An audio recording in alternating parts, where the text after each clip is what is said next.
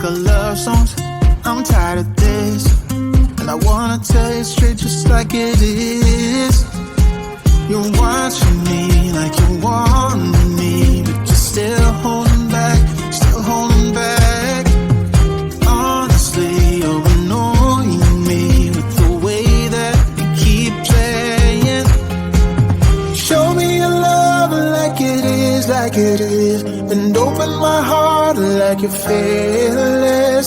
Steal all the gold you can get, you can get. Show me your love, leave me breathless, breathless.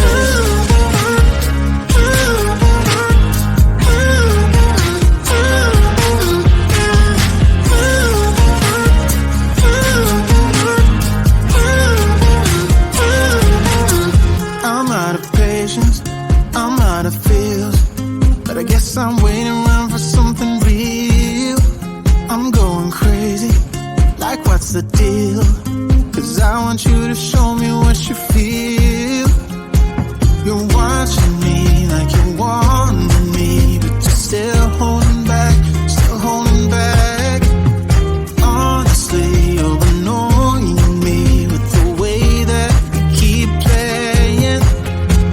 Show me your love like it is, like it is. And open my heart like you're fearless.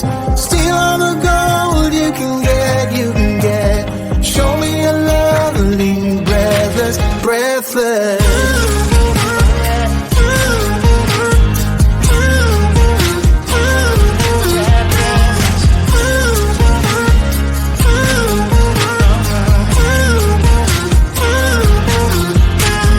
Show me your love like it is, like it is. And open my heart like you're fearless.